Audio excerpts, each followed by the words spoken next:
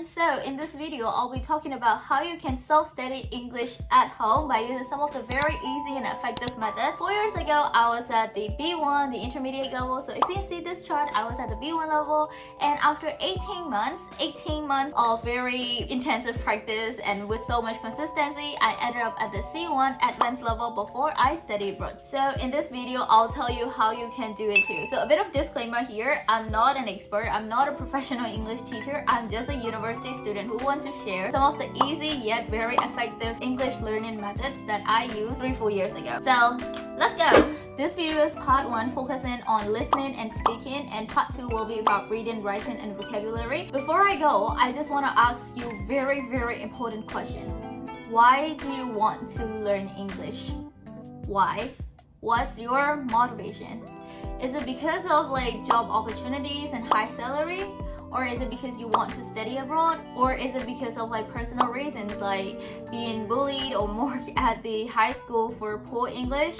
Whatever your motivation is, please keep that in your mind and please always remember that, because it will drive you to work hard and move forward even when you feel like giving up. Now you have decided to self-study English, and before you start doing all the things, you have to know your current English level. So I really recommend this app called English Score. It's from British Council, it's free and it's available in both like iOS and Android. The test takes around like 15 minutes to complete, and next 5 minutes you will get the results, so it's pretty convenient. Okay? So now you know your current English level, so let's start doing some practice. Listening and speaking are very related to each other. The more you listen, the better you can speak and the better your fluency will be.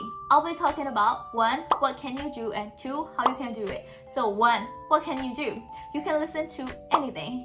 And when I say anything, I literally mean anything in proper English. If you like to study abroad, watch a lot of study abroad videos in YouTube, or listen to a lot of study abroad podcasts which are in proper English. If you like traveling, watch travel videos in English, and if you like sports like football, basketball, anything, then watch football, basketball videos in English. The main reason I said you can listen to anything is because when you are listening or watching to something that you actually enjoy, you won't feel like you're studying, and there will be less pressure and you'll be more motivated to learn more and to continue your studies. Well, there is a lot of free resources available online, and the best example is YouTube, which you are using right now. Apart from listening to anything you like, please also watch some videos on BBC Learning English.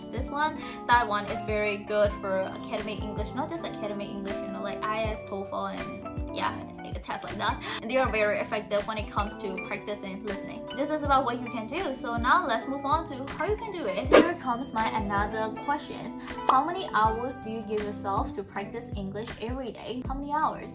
So my recommendation is to give at least 30 to 60 minutes every day to practice English listening. It's very important to be consistent. That's why I'm telling you to study English every day, and you'll see the results just after 30 days of consistency, so please do it. Now let's talk about speaking. To practice speaking, there are 4 steps you can do, and the first step is called shadowing method. It's listening to someone speaking and you repeat exactly what they say in real time. For instance, if someone says, "I am hungry," you repeat "I am hungry" exactly like that and with as little delay as possible. This technique is very effective for fluency, pronunciation, and intonation.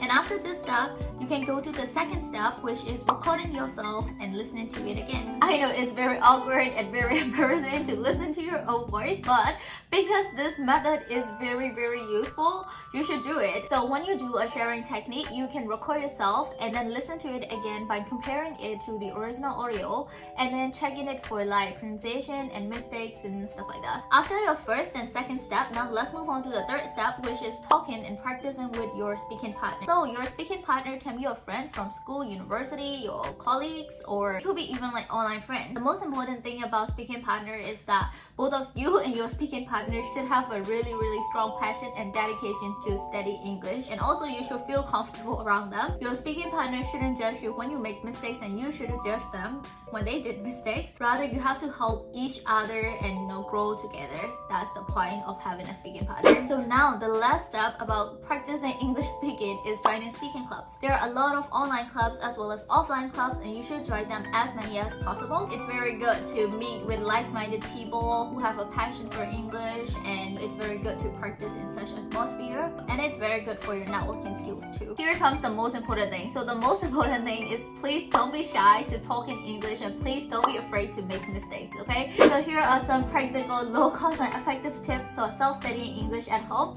So in my next video, I'll be talking about reading, writing, vocabulary, and step-by-step guide on how you can draw a study timetable. If you like my content, you can subscribe here, and for more videos, you can check out here. Bye bye and see ya!